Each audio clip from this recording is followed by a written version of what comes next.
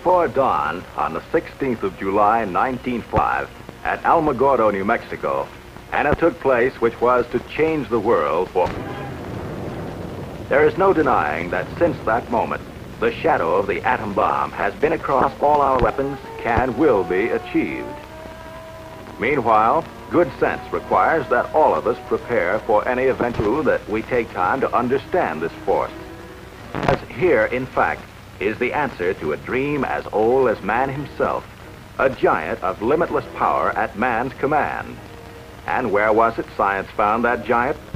In the atom, a particle so infinitely small that it takes over 100 billion atoms to make up the head of a pin. Just as other millions and quadrillions of atoms are the tiny building blocks which make up everything in the world, ships and shoes, and sealing wax, and cabbages and kings. Although no one has ever seen an atom, scientists have learned a great deal about how they behave, and there are widely accepted theories as to what they're like. Let's start by meeting a leading authority on the subject, Dr. Atom. Now, observing the professor himself, we can see that his structure resembles in many ways something almost as vast as the atom is small. The solar system. And there are certain similarities. Here, the sun is the center, and the planets revolve around it. While here, the nucleus is the center, with electrons in surrounding orbits. But whereas the planet's movement is like this, neat, orderly, and predictable, the movement of electrons is slightly different. There are other differences, too. Hey, hold it. Thank you. Now, the solar system is held together by gravitation, while the force holding the atom together is electrical. The electrons, which are negative, are attracted by the protons, which are positive, and vice versa. But here in the nucleus are other particles with no electrical charges, called neutrons. Very important characters, too, as we shall see. And equally important when it comes to atomic energy is what scientists call the atom's binding force. It's a kind of cosmic glue holding the nucleus together. This, then, is a single atom. But certainly not all atoms are alike. There are in nature more than 90 basic elements, which is science's term for families of atoms. To scientists, the atoms of the individual atom families, or elements, are identified by number.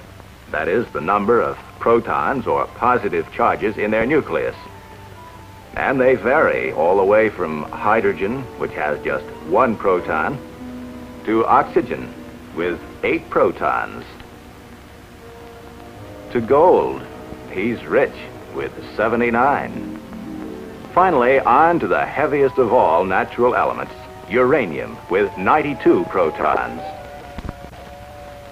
Now, within each element, or family of atoms, there can be different members, each one having the same number of protons, but differing in the number of neutrons. The total of an atom's protons and neutrons is its atomic weight. Thus, in natural uranium, we have U-234, U-235, U-38. These different members of the same element or atom family, science calls isotopes. Some elements, tin, for instance, have a great many isotopes. Others, like aluminum, are lone wolves with just 1. Now, most atoms of most elements are content with their lot in life. We speak of them as being stable. But others are busy day and night, being what science calls radioactive, like radium, throwing off powerful rays along with some of its neutrons and protons, until it actually alters its own nuclear structure and changes to another family, and then to another, until it does become stable at last. This spontaneous changing of elements is called natural transmutation. Its discovery gave men of science an idea. If an atom could change itself, why couldn't man change an atom? Using as bullets the very particles which radium threw off, a noted British scientist bombarded nitrogen and converted it to oxygen. In terms of individual atoms, this is what happened. The radium nucleus threw off an alpha particle consisting of 2 protons and 2 neutrons. One of the protons was absorbed into the nitrogen nucleus, turning it to oxygen. This was artificial transmutation, man changing the elements. From that first experiment, others by the thousands, but hardly world-shaking. Then in 1939, some scientists were experimenting with transmutation of uranium. What would happen, they wondered, if they fired a neutron at a uranium nucleus, already the heaviest in nature? Why not try? So they tried. And the result? Nuclear fission. Instead of a minor change, the atom split in 2. Truly a discovery to change the world. For what had happened when the uranium atom split was a kind of double miracle of science. Half of the miracle concerned that binding force we spoke of before. That kind of cosmic glue which holds the atom's nucleus together. We still don't know all about that binding force yet, but we do know it's equivalent to mass. Therefore, we may speak of it as having a kind of weight of its own. Now, the 2 atoms into which a uranium atom splits also have binding force. But for some reason, it takes less of that glue to hold them together, and in the process of fission, a tiny fraction is left over. What happens to it? It's released as energy, proving Einstein's theory that mass and energy are really the same. But we spoke of a double miracle. To understand the second one, let's slow down that fission a million or so times. A single particle starts the reaction, splitting atoms. Release of energy as heat and radiation. Here are powerful rays being given off, similar to X-rays. But here are free neutrons, driven out with tremendous speed. And provided there is sufficient U-235 present, what science calls a critical mass, those neutrons bombard other uranium atoms, causing them to split, and split still others. The result? A chain reaction. Over 1 million billion atoms releasing their energy within 2 seconds. And the force? It would take Yankee Stadium, full of dynamite, to equal the energy released in the complete fission of an amount of U-235 the size of a baseball. With this discovery, at the time the free world faced a war for survival, it was little wonder. The first thought was a weapon. But how to obtain enough material for even a single bomb? Only a small fraction of natural uranium is the 235 isotope which will fission in a chain reaction. And to separate enough U-235 quickly enough seemed all but impossible. The impossible became reality as industry, labor, science, and the military combined their efforts to build Oak Ridge, where enough U-235 was separated to build the first atomic bomb. At Hanford, Washington, another impossible project proved possible.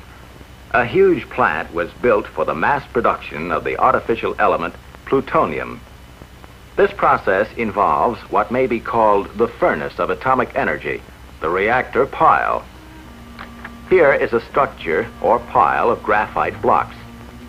In the reactor are placed rods of natural uranium containing both U-235 and U-238.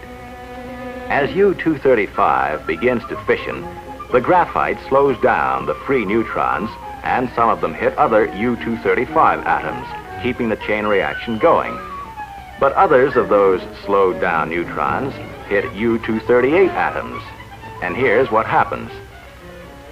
Remember, we said that U-238 wouldn't support a chain reaction. However, it will capture neutrons from U-235 fission and start a process which converts the U-238 first to neptunium, then to plutonium. And plutonium will fission in chain reaction. Thus, the reactor itself can be a source of atomic fuel. Besides producing plutonium, nuclear reactors also make possible very important peacetime uses of atomic energy. Remember that the chain reaction process in a reactor creates tremendous heat, which scientists have learned how to control. Probably the most important use of heat from nuclear fission will be in the production of electric power. On a small scale, atomic electricity has already been produced in the United States, and full-scale plants are now being constructed, which will soon begin producing power sufficient to light whole cities.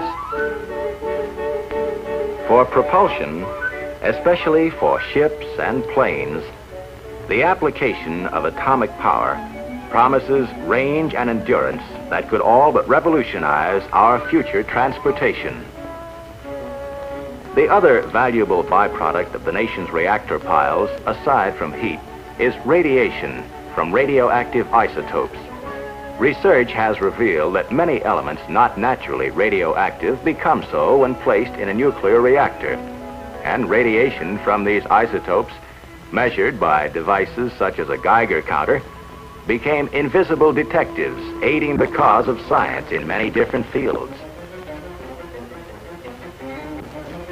In agriculture, radiation is now used to test such things as the effect of fertilizers on plant growth and the proper timing for their use, helping to assure bigger and better yields from tomorrow's farms. In industry, radiation has found literally hundreds of new uses, such as the automatic thickness control of sheet aluminum, saving hundreds of man-hours and assuring accuracy never before possible. In the fields of medicine and biochemistry, radiation is performing near miracles of diagnosis and discovery. With radioactive sodium, doctors are solving more of the seeming mysteries of heart disease and circulatory disturbances. Radioactive phosphorus has been used to locate tumors in the brain and greatly simplify operations for their removal. Iodine-131 finds one of many uses in revealing conditions of the thyroid, and there are many more. New ways of using radiation are being discovered constantly through the tireless work of modern pioneers in such fields as chemistry, metallurgy, medicine, and biology. Truly, the superpower which man has released from within the atom's heart is not one, but many giants. One is the warrior, the destroyer. Another is the engineer seeking to provide vast quantities of energy to run the world's machines. Another is the farmer helping to better feed tomorrow's world. Still another is the healer helping to diagnose and cure the sick. And the last is the research worker working on in the fields of pure science to reveal more of the mysteries of the universe. But all are within man's power, subject to his command. On man's wisdom, on his firmness in the use of that power, depends now the future of his children and his children's children in the new world of the atomic age.